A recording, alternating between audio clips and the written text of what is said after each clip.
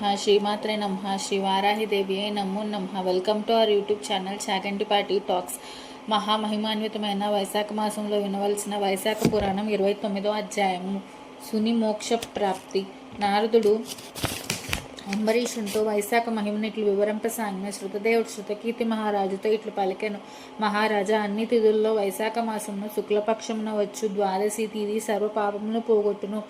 ఇట్టి ద్వాదశి నాడు శ్రీహరిని సేవింపినచో దానములు, తపములు, ఉపవాసములు, వ్రతములు, యాగములు, చెరువులు మున్నగు వాణ్ణి కాలమున గంగా తీరమున 1000 గోవులనిచ్చిన పుణ్యం వచ్చును. ఈనాడు చేసిన అన్నదానములు శిష్ట ఫలము కలుగును. ఈనాడు యముని పితృదేవతలను, గురువుల్ని, దేవతలను, విష్ణువును అర్చించి జలకలశమును దధ్యానమును ఇచ్చిన వచ్చు ఫలము మాటలకు అందనిది అనగా చెప్పలేనంత పుణ్యం కలిగించినని భావము. ఈనాడు సాలగ్రామ దానము, శ్రీహరిని పాలతో అభిషేకించుట, పంచామృతాలతో అభిషేకించుట, పానకం ఇచ్చుట, దోసపళ్ళ రసమును, చెరుకు గడను, మామిడి పండును, ద్రాక్ష ఫలమును దానం చేయుట ప్రశస్తము, సర్వోత్తమ ఫలదాయకము. ఇటు ద్వాదశి మహిమను వెల్లడించి కథను వినుము. పూర్వము కాశ్మీర దేశమున దేవవ్రతుడని బ్రాహ్మణుడు కలడు. వానికి మాలిని అను అందమైన కుమార్తె కలదు. అతడు ఆమెను సత్యశీలుడను వానికిచ్చి వివాహం చేసెను. సత్యశీలుడు తన భార్యగు మాలినిని తన దేశమునకు గొనిపోయెను. అతడు మంచివాడే అయినను ఆమె అయినా పడదు, ఆమెకును అతడన్నా పడదు. ఈ విధముగా వారి దాంపత్యము పరస్పర అనుకూలత లేకుండాను. మాలిని భర్తను వశీకరణం చేసుకుని ఉపాయములు చెప్పుడని భర్తృ పరిత్యక్తులగు స్త్రీలను అడిగాను. వారును, మేము మా భర్తలకు చేసిన దాన్ని చెప్పినట్లు చేయుము, మాకు కలిగినట్లే నీకును ఫలితం కలుగునని మంచి మందు మాకులను వశీకరణకై ఇచ్చు యోగిని వివరములను చెప్పిరి.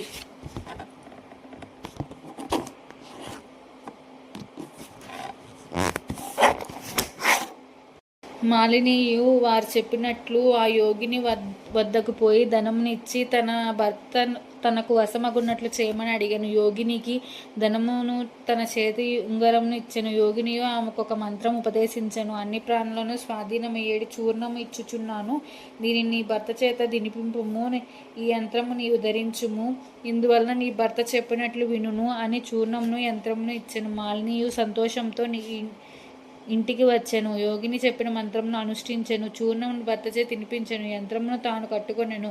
ఆమె భర్తకు ఆ చూర్ణము తినచచ్చే వ్యాధి కలిగెను. మరికొన్ని దినములకు ఏమీయూ అనలేనివాడు, చేయలేనివాడు అయ్యను.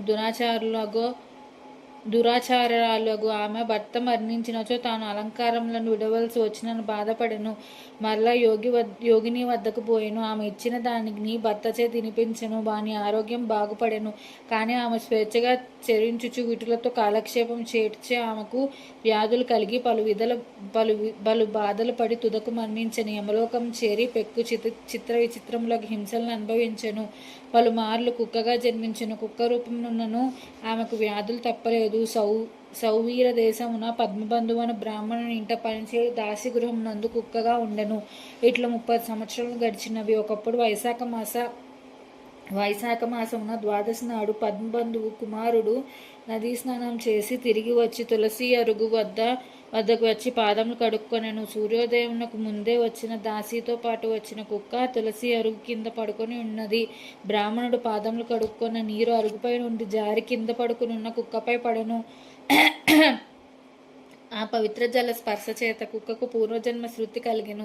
తాను చేసిన పాపములను మిగులు పశ్చాత్తాపం కలిగెను. తాను చేసిన దోషములను అన్నిటినీ చెప్పి, విప్రోత్తమ దీనురాలైన నాపై దయుంచి వైశాఖ శుద్ధ ద్వాదశి నాడు చేసిన పుణ్యకారముల పుణ్యఫలము నాకు దారపోసి రక్షింపమని బహువిధములుగా వేడుకొనెను. కుక్క మాట్లాడుట ఏమని ఆశ్చర్యపడిన ఆ బ్రాహ్మణుడు అది చేసిన పాపములు విని ఏవగించుకొనెను. తాను ద్వాదశి నాడు చేసిన ప్రాతకాల నదీ స్నానము, పూజా కథా శ్రవణము, జపము, తపము, హోమము, ఉపవాసము ఉన్నగు పుణ్యకార్యములు పుణ్యఫలం నిచ్చుటకు అంగీకరింపలేదు.